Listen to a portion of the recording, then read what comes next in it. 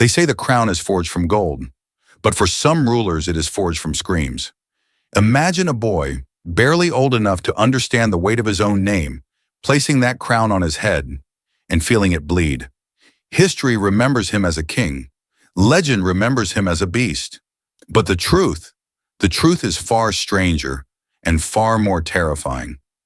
Because in the glittering halls of France, there once lived a monarch whose reign was not written in ink, but in the blood of his people. And to this day, no one knows whether his hunger was born of madness or of something darker still. Beneath the vaulted ceilings of the Palace of Fontainebleau, where walls glowed with gold leaf and corridors whispered in velvet, a child was born under what many swore was an omen. His name was Charles, not the conqueror, not the saint, but a prince of the Valois dynasty. He came into the world swaddled in silk, yet the shadows reached for him from the very moment he drew breath. The France he was destined to inherit was already bleeding, spiritually first and soon enough physically. By the mid-16th century, the kingdom was less a realm than a shattered chessboard, each piece driven by its own vendetta. Catholics and Protestants polished their blades beneath church altars, preparing for a war disguised as worship. And into this nest of vipers stepped Charles IX, a boy whose innocence would rot, piece by piece, until only horror remained. This was no ordinary monarch. The chronicles whisper that behind the curtains of royal privilege, Charles spoke to ghosts, tasted the blood of the dead, and hunted men like animals. And when the fragile gates of his sanity burst open, all of France became a banquet of screams. His story does not begin with glory. It begins with silence. Born the fifth son of King Henry II and Catherine de Medici, the Black Queen of Renaissance Europe, who stitched her power from poison and prayer, Charles was never meant to rule. Fate, however, has no mercy. One by one, illness and misfortune claimed his brothers, as though the Valois line had been cursed from within. By the age of 10, the crown had become his inheritance, a crown already too heavy for sane hands. In 1560, following the sudden and suspicious death of his elder brother Francis II, Charles was crowned king. But the truth was plain. France was not ruled by Charles. It was ruled by his mother. Catherine stood behind the throne like a shadowed angel, molding her son as though he were a golem sculpted from grief. She had survived conspiracies, betrayals, and exile. She trusted in omens and horoscopes as much as in daggers. And she believed, with a zeal only a scorned queen could muster, that the Valois line must endure, even if the world itself burned to ash. Charles, for his part, was a frail boy with trembling hands and eyes that seemed far older than his years. Sharp-minded, yes, but hollowed in spirit. He took to hunting not for sport, but for something primal, something nameless. The forest became his escape, but also his descent. He slaughtered animals in numbers that startled even hardened nobles, returning to court slick with gore, smiling like a butcher. It was not a hobby, it was a release. France, meanwhile, was tearing itself apart. Protestants, the Huguenots, demanded freedom. Catholics demanded vengeance. Nobles demanded more power. Peasants simply wanted not to starve. The kingdom was a charnel ground of ambition, where the only sacred thing was the hunger for blood. In the earliest days, Charles tried to play the role of peacemaker. Treaties were signed, hands were shaken. But it was all pretense. Hatred ran too deep. Old grudges were carved into the bone of the nation. At 13, the boy king began to crack. Violent outbursts, fits of weeping in public, hours spent hiding in closets. He spoke of black dreams, of rivers turned to blood. Whispers in the palace claimed he was cursed. Others suggested a quieter horror, that Catherine was poisoning her own son with opium and mercury, ensuring he would remain pliable. Whatever the cause, Charles was slipping. Then came the wedding. It was meant to be the union that healed France. In 1572, Catherine de Medici orchestrated a marriage between her daughter, Margaret of Valois, and the Protestant prince Henry of Navarre. On the surface, it was a gesture of peace, a silken thread meant to stitch together the gaping wound between Catholic and Huguenot. Paris dressed itself for celebration. Bells pealed from the cathedral towers. Noble families from both faiths poured into the capital, and the streets glittered with anticipation. But beneath the perfume of roses and the clinking of goblets, knives were being sharpened in the shadows. Catherine, ever the serpent, had plans of her own. She feared the rising influence of the Huguenots, feared Henry of Navarre's charm and ambition, and above all, feared losing control over her son. A king in name, but a ghost in will. The court was a battlefield without banners. The powerful Guy's family, Catholic to the bone, demanded Protestant blood. The Huguenots, weary of persecution, demanded justice. Catherine wanted her iron grip on the crown to remain unshaken. And Charles wanted silence. But silence would not come. The whispers followed him everywhere, in corridors, in his chambers, even in the reflection of his own mirror. He began speaking to himself in long, fevered murmurs. Hours would pass with him locked away, staring at nothing, his face as pale as wax. At 22, he looked like a man already rehearsing his own funeral. And then, on the night of August 23rd, 1572, the eve of St. Bartholomew's Day, silence shattered. It began with a single act. Admiral Gaspard de Coligny, the Protestant leader, was dragged from his bed and murdered. His blood on the cobblestones was the first drop in what would become a flood. Within hours, the gates of Paris were thrown open to organize frenzy. Catholic militias swept through the city like a storm of knives, hunting down Protestants house by house. Men were gutted in the streets, women violated and left to die, children cut down before they could run. Bodies were flung into the Seine until the river itself seemed to clot. Pregnant women were ripped open. Some victims were skinned alive. And from his royal balcony, Charles IX watched. Some swore he gave the order. Others claimed it was Catherine's hand guiding the slaughter. But one fact is undeniable. He did nothing to stop it. In fact, witnesses spoke of something far worse. They say he ran through the palace halls screaming, "Kill them all! Kill them all, so none will survive to accuse me."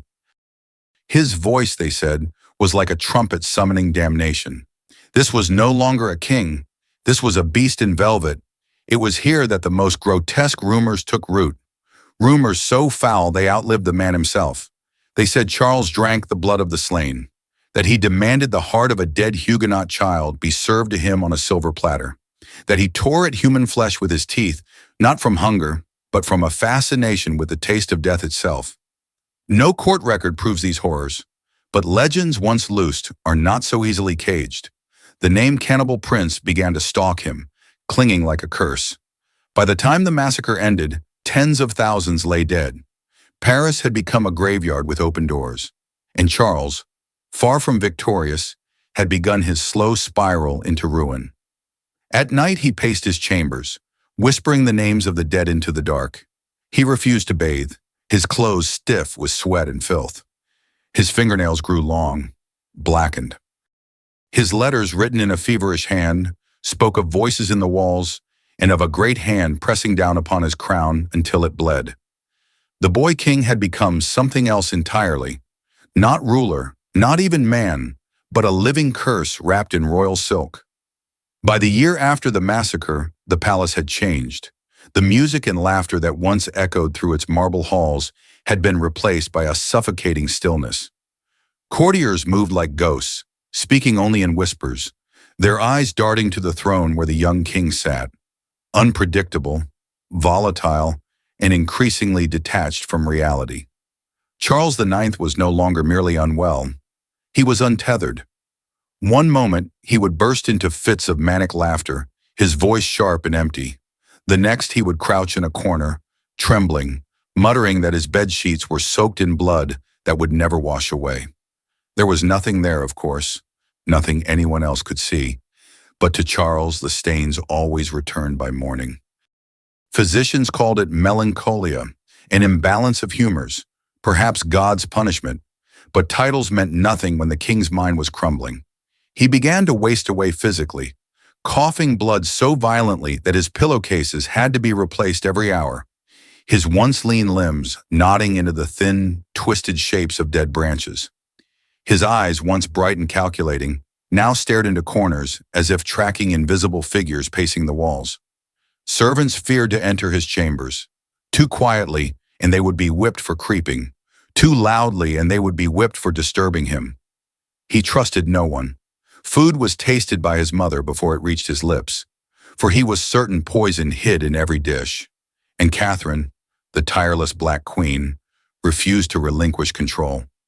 To her, he was still the king, still her creation, still the figure upon whom the survival of the Valois dynasty rested. She clung to him with remedies that may have been as dangerous as the illness itself. Tinctures, powders, strange brews whispered to be half medicine, half venom. But France was watching, Europe was watching, and in the wake of the St. Bartholomew's Day massacre, the kingdom's name had turned to ash in foreign courts.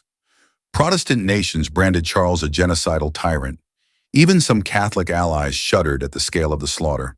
The papacy alone celebrated, sending Catherine a golden rose in grim approval. The pressure weighed on Charles like a coffin lid. In meetings, he would suddenly blurt out the names of men he had ordered killed, then dissolve into tears, begging forgiveness from advisors who dared not respond. He became fixated on a single song, a mournful madrigal about the weeping of angels, and demanded his musicians play it over and over, hour after hour, as though he were trying to summon the dead with its melody, but the music did not soothe him. The ghosts kept coming. At first they were only in his dreams. Then he began to see them in the waking hours, shadowed forms with no faces, robes dripping blood. He swore he could see Admiral Coligny's eyes staring back at him from the fireplace. At night, he heard the cries of children coming from inside the palace walls. Sometimes, he said, his bed floated above the floor. Dawn would find him clawing at his skin, insisting that something had crawled beneath it. The royal physicians bled him constantly, as if draining the nightmares from his veins. But all they took was his strength, until he was pale as wax, cold as marble, and twice as brittle. And yet, in the middle of this living madness, Charles could still speak of love. Perhaps the most tragic piece of his unraveling was his desperate need for affection. He had married Elizabeth of Austria in 1570, a quiet, devout princess. But theirs was no fairy tale. She kept her distance, her gentleness shadowed by fear of his unpredictable moods. There was another woman, though, Marie Touchet, a Protestant mistress, could calm him when no one else could. She gave him a son, his only known child. In letters to her, his handwriting softened, his words turned almost poetic. My angel, my star in darkness. In her presence, for fleeting moments, he seemed almost sane. But love was no cure for what had taken root in his mind. The court was turning against him. The Guise faction, bloated with Catholic zeal, eyed the throne. Catherine quietly began grooming his younger brother, Henry, Duke of Anjou, as the next king. Charles, in his fever, could feel the betrayal closing in. He began to demand Henry's letters, certain his brother was plotting his removal. He accused his mother of preparing to replace him while he still breathed, and perhaps he was right. By early 1574, Charles was vomiting blood several times a day. His coughing fits seemed to last an eternity. The royal physicians finally admitted what everyone feared. The king was dying. Whether from tuberculosis or the slow drip of poison was a question no one dared answer aloud. But Charles had his own answer. I will die, he said, as France dies, screaming. In the final months of his life, Charles IX was no longer a king in any recognizable sense. He was a carcass draped in velvet, a pale, trembling figure hunched in a bed that reeked of sickness. The stench of rot seeped from his chamber doors, a mix of sweat, blood, and the damp, sweet-sour odor of decay. Servants worked in shifts to wipe his body, to change the soiled sheets, to try and mask the smell with wine, spices, and perfumes. Nothing helped. By then he could hardly eat. Broth dribbled back out as crimson vomit. His voice was raw from coughing, his chest rattling with each breath. The once straight back of a monarch now curved inward, as though the weight of the crown had bent him beyond repair. And then, as if to cement the legend that had grown around him, the bones began to appear. No one could say exactly where they came from. Some whispered they were taken from royal tombs. Others claimed they were dug up in secret from the mass graves of the massacre. But what chilled the court was not their origin. It was what Charles did with them. He would cradle the bones in bed as though they were children, murmuring to them in the quiet hours. They forgive me, he would whisper. They speak only mercy. He named them. He sang to them. And in his worst fevers, the rumors said, he put them to his lips, gnawing as if he could chew through guilt itself. Whether that detail is truth or the fevered invention of those who feared him, no historian can say. But in the minds of his subjects, it became fact. The Cannibal Prince, they said, had returned to his hunger. On May 30th, 1574, at the age of 23, Charles IX's body finally surrendered. His last breath was not a sigh or a prayer, but a scream. The court at Vincennes did not mourn so much as it exhaled. His reign had been a long nightmare, one of blood, whispers, and shadows, and now the darkness seemed, for a moment, to lift. But Catherine de' Medici wasted no time on grief. Before the blood in his lungs had cooled, she summoned Henry back from Poland to take the crown. Yet there was one last indignity. When Charles's body was prepared for burial, it was already in an advanced state of decay. His skin had yellowed and peeled, his lips were cracked and black. His eyes were sunk deep, like coins pressed into wax. A servant claimed that when the corpse was lifted, a black fluid poured from his mouth. They tried to disguise it, perfumes, herbs, even wine, but the stench clung stubbornly. He was buried in the Basilica of Saint-Denis, among kings who had died with dignity. But Charles IX was different. His funeral was sparsely attended, his name spoken only in whispers. France wanted to forget him, yet forgetting is not the same as cleansing. His shadow lingered in the taverns and alleyways of Paris. In the fearful stories told to children, some swore his ghost walked the Louvre's corridors with a bloody mouth and a bone in hand. Others whispered that, in the vaults beneath Saint-Denis, his body had never rotted, because it had already begun to rot while he lived. And then came the darker tale that the massacre had not been politics at all, but a ritual, that Catherine had given her son to the devil in exchange for the Valois throne. Madness, perhaps, but in France during those years, madness had a way of feeling like truth. The St. Bartholomew's Day massacre did not end with the rivers of blood in Paris. It rippled outward, infecting all of Europe with fear and fury. Protestants across the continent seized upon the horror as a rallying cry. Pamphlets poured from the presses in Geneva, London, and the German states, painting Charles IX as the new Herod, a devourer of innocence, a beast suckled by demons. Even Catholic allies began to flinch. How could a king butcher his own people with such abandon? How could the monarchy still claim divine legitimacy with its crown dripping in its subjects' blood? The wound festered, and France bled from it for decades. Henry III, Charles's younger brother and successor, proved no savior.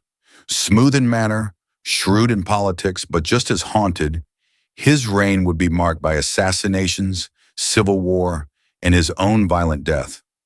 The Valois dynasty was dying not in the blaze of battlefield glory, but in a slow collapse, maggots chewing through the wood of the throne from within. Charles IX became its darkest emblem, not simply a failed king, but a warning etched in flesh. Yet perhaps the most unsettling truth about Charles's legacy is how closely it mirrors the sickness of absolute power. He was, after all, still a boy when he inherited a realm poisoned by ambition, paranoia, and blood. Before his mind had fully formed, the crown had already bent it out of shape.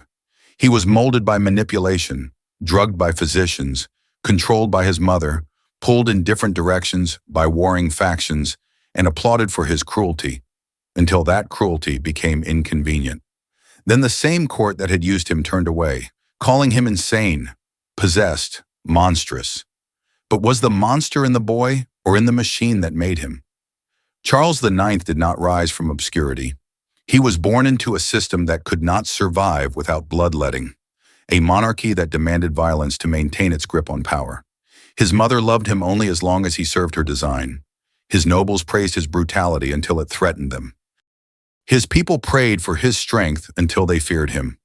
The writings he left behind, letters, marginal notes in books, desperate scribbles on royal documents, show a boy who understood, with agonizing clarity, his own destruction. He knew he was a pawn, watched and manipulated. He knew each act of cruelty carried him further from whatever innocence remained.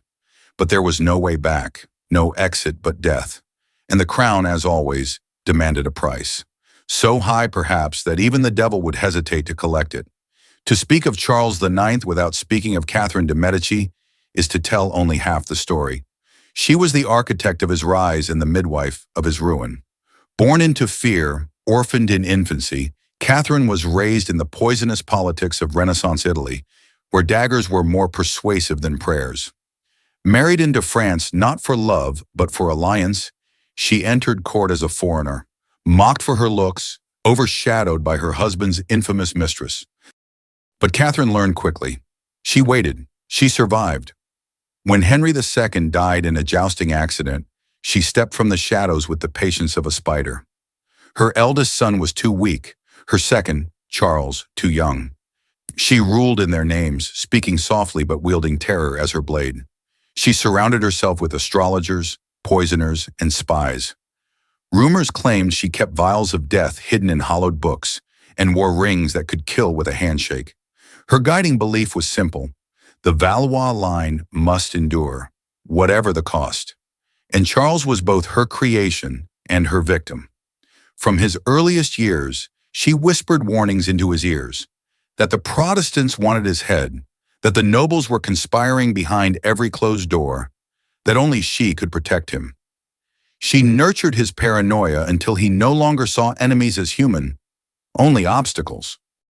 The seeds of massacre were planted in his childhood, watered with superstition, fear, and the cold logic of survival. By the time the night of St. Bartholomew arrived, the boy was already a weapon. And yet Catherine loved him, in her own terrible way. When his health began to fail, she did not leave his side.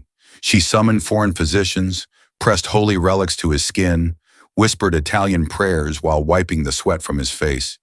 Even when the bones appeared in his room, those dreadful silent companions, she said nothing. She had long known that power demanded sacrifices. Now she was watching the last one devour her son. When he died, she did not collapse in grief. Her tears, if they came at all, fell behind locked doors. Publicly, she was composed, efficient, already setting the machinery of succession into motion. She had preserved the throne for one more turn of the wheel, even as she watched her dynasty crumble beneath her. Henry III arrived to take the crown, polished, calculating, and cold. He had seen his brother's madness up close and carried his own brand of detachment, the kind that would eventually lead him to his own bloody end. It would be tempting to see the story of Charles IX as an isolated tragedy. One mad king, one night of horror, one descent into the abyss. But history does not deal in isolated tragedies. Charles was not an accident. He was a product. The system built him, broke him, unleashed him, and then cast him aside like a worn-out blade. And the people did what people always do with horror they cannot bear to face. They turned it into a story. The myth of the Cannibal Prince took shape. A boy who drank blood to feel alive. A king who loved the sound of screams. A monarch who tasted the flesh of his enemies. It was easier to remember a monster than to confront the machinery that had forged him. Yet if you strip away the lurid tales, what remains is even more unsettling. A boy lost in a palace of knives. A boy who begged for love and was given poison. Who sought forgiveness and was given a sword. He sleeps now beneath cold stone, his name absent from celebrations, his face absent from statues. France chose to forget, but forgetting is not healing, and silence is not peace. His shadow lingers in the architecture of power, in the scream of the powerless, in the eyes of every child turned into a weapon before they even understand the war they are meant to fight. In the theater of history, there are rulers remembered for greatness, tyrants remembered for cruelty, and ghosts remembered because they refuse to fade. Charles IX is something else entirely. A mirror. Look into it, and you glimpse the sickness that blooms when power answers to no one. He was never made to reign. His spirit was too brittle, his mind too porous for the brutality kingship demands. Yet the crown was placed on his head all the same, along with a dagger and an unspoken order. Smile as you bleed them. And bleed them he did. The tragedy of Charles IX is not just his madness, it is the proof that institutions built on fear will always consume their own. His mother did not strike the blow herself, but she set the table, poured the wine, and lit the torches. Was she evil, or simply playing the only game her world allowed? The answer is lost in the gray fog where survival and damnation meet. We tell ourselves we live in a better age, one of reason, law, and restraint. But Charles's reign leaves us with a truth that is hard to swallow. Beneath every throne lies a graveyard, and every system, no matter how enlightened, carries the seed of collapse. It is easy to dismiss him as a footnote, a mad boy king, a grotesque rumor. But he is not gone. He lives on in every structure that weaponizes innocence, in every silence that hides a crime, in every leader shaped not by their will, but by the will of those who hold the strings. History is not a distant country. It is the mirror in your hallway, the nightmare that flickers behind your eyelids when you dare to ask, what would I have done if I had worn the crown? The bones of the Cannibal Prince lie cold beneath French stone, but the silence around his name hums with tension, not because of what he did, but because of what we allowed him to become. That is his true legacy, and ours. So remember him, not for the myths, not for the whispers of cannibalism, but for the truth that he was real, that it happened, that it was allowed, and that the machine will always hunger for another soul. Now tell me, do you think history creates monsters, or do we simply give them permission to exist?